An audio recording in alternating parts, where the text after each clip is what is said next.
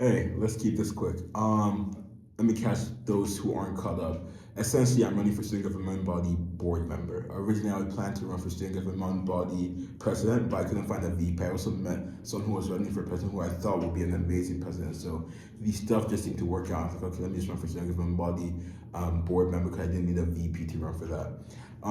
So to run for student government board, to run for SGB board member, you need at least 200 signatories to actually get to officially campaigning. And that deadline was on January 31st. I got busy with a bunch of stuff from Fest for Less to research to a bunch of stuff. And honestly, also procrastinating, that's always a factor. And that led me to working to the later deadline, which is February 25th. So after a while, I amassed around 100 signatories thanks to a bunch of different groups, especially the Black Pit Society or Black Pit group chat, which helped a lot. I need 100 more. So today I just did a bunch of campaigning, around 8 hours of straight campaigning, and amassed the other 100 signatories to officially campaign. So that's going to be certified soon before I can start my official campaign. Just a quick thing before I actually go into the election campaign plan and stuff of that nature. One cool thing I did do today when it came to campaigning was that I was like, okay, I'm gonna set up in front of the front door of the front lobby, but I still have to find a way to like attack, grab people's attention, like grab it by the nose or whatever. Like if there's a ring nose and a cow, like grab it by. It's a weird analogy, but I think you get the idea. And the idea was, okay, I'm going to bring all my devices because I have a bunch of devices for some reason. I got my drawing tablet, I got my laptop, I got my iPad, and all that. And then I just decorated the whole table and put a bunch of screens of like, oh, there was some stuff like posters of scan the QR code on my drawing tablet, scan the QR code, and most importantly, on my iPad, it was Subway Surfers. And the idea was to kind of build off of that like brain rot idea that's been growing for the past couple of years. And for those who don't know what brain rot is, it's kind of like low quality internet content. So if you're familiar with YouTube Shorts, you've probably seen a lot of videos where it has like Subway Surfers playing in the background at the bottom of the screen, and just like stuff like that just grab people's attention because stuff is happening, it's changing second by second in the video. So I did that, and it worked. So I'm really happy about that. So now I'm officially able to campaign. I think what's next is really just trying to stand out as much as possible. I've been looking into the candidates. They all have good stuff, all have cool stuff.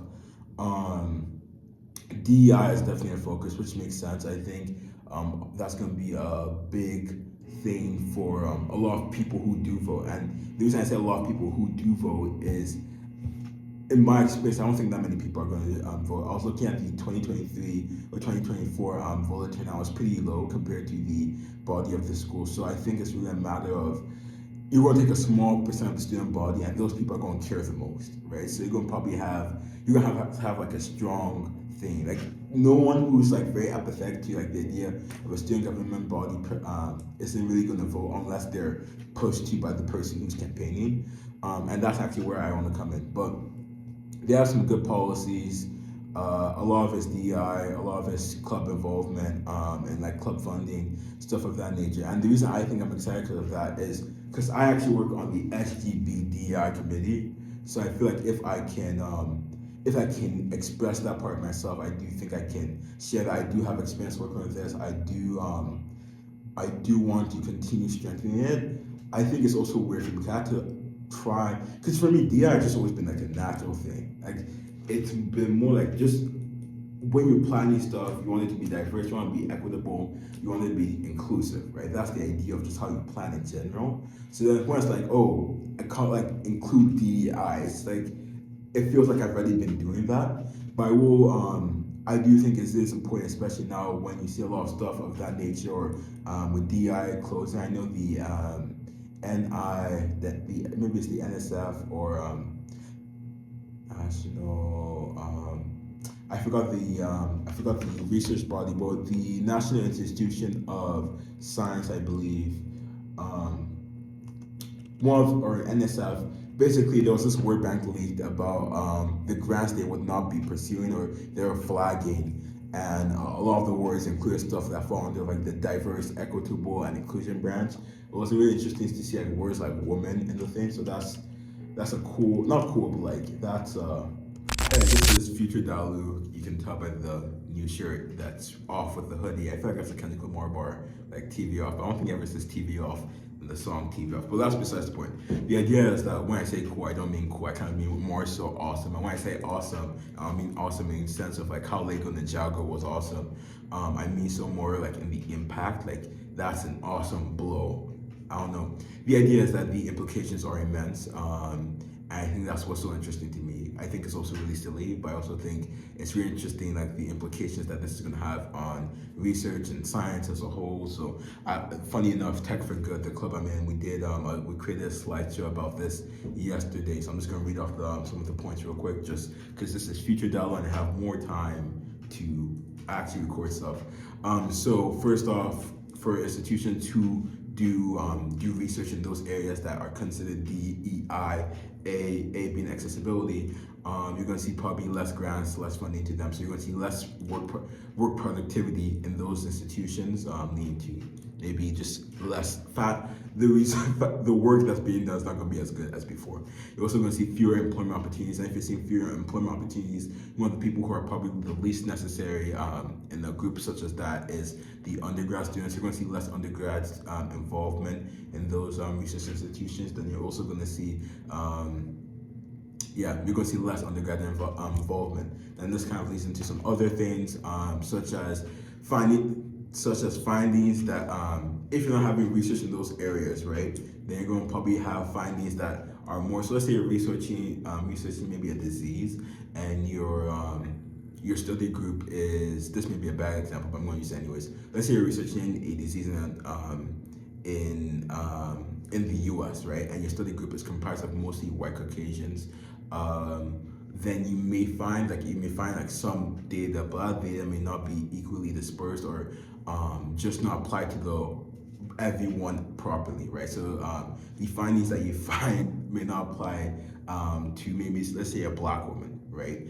And if you have less research going to like how that disease affects black women per se, then I don't know, I said per se, but the point is, if you have less research going to how that disease affects black women, the findings that you do find are not going to apply holistically to the nation as a whole. And when you have very diverse countries such as the USA, that could pose a problem.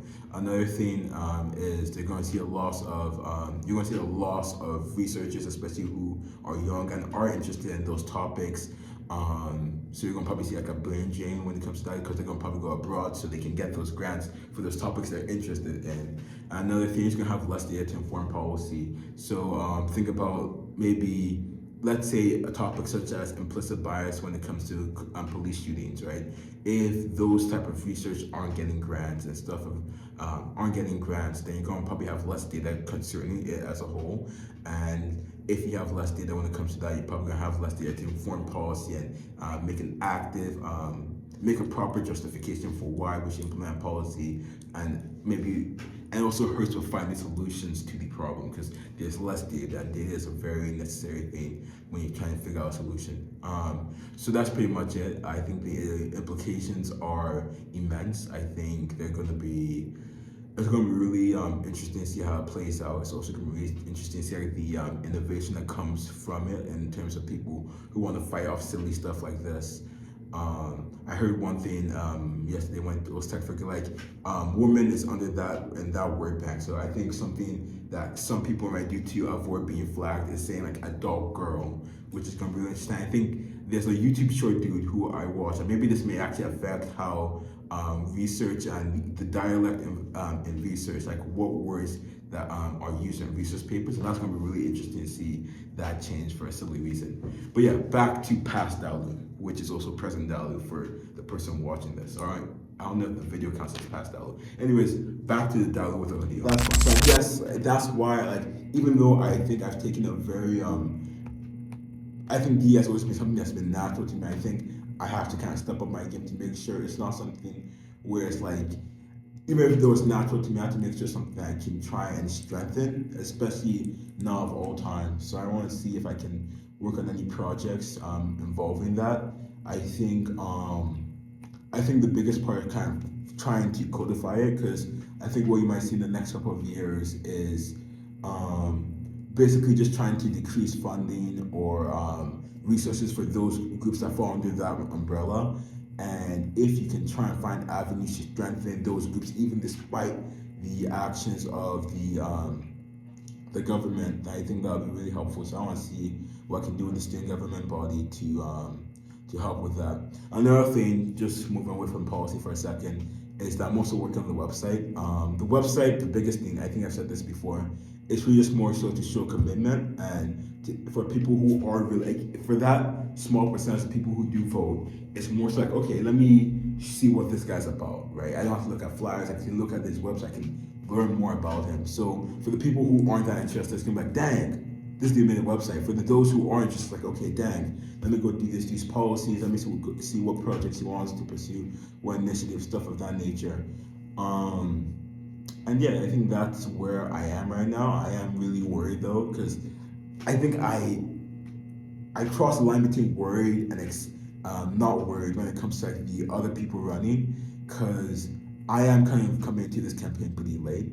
I think I've kind of made. I think I've kind of spread my name a bit in the black parts of Pitt, like the black parts of the Pitt student body, but overall, I don't know how well known my name is when it comes to outside of Sutherland, outside of the black Pitt. So that's gonna be something I'm gonna struggle with. I think I can try and really hone in that computer science side. And then Pitt CSC, Pitt Computer Science Club, has a really strong community. So if I can get them to turn out, that would be awesome. Just finding different groups. I know NESB is another one I can try and get to turn out, even though that's like a subsection of Pitt, the Black Pit. So I want to see if I can do some stuff there. I also am the second independent person running. I thought originally when I was running, I thought I was like the only independent, so I was ready to like do a whole social media campaign. Like, dang, he's the independent guy. But like, I'm not the only one doing that. I'm also trying to find ways to kind of get news coverage, school news coverage on about me, so I can try and, because I've been late. So that means the news that people have been saying about the election, I have not been included in that. So I have to find a way to do that. Another thing, this is more so a plan B, is just to see if I can get local news stations to come out. If I can make this election bigger than it currently is, then I feel like that could work in my favor. And even like if I turn out voter turnout, right? If I increase the voter turnout from previous years just by doing a bunch of stuff, then maybe that could work in my favor. That's the idea. So just make it seem like maybe it's like a social media channel. Maybe like people can talk about like if there's a bunch of crazy stuff going on in a good way, then maybe that could work in my favor. But yeah, that's where my head is at right now. I'm just really happy I got the 200 signatories. It was 8 hours of work today, so that was fun, especially listening to Subway Surfers for 4 hours straight. But I think it was worth it. I think it was really nice meeting a bunch of people. And I think it was nice just working on the website, working on some web designing skills and some Figma skills as well. But yeah, besides that, I have nothing else to say, so have a great day.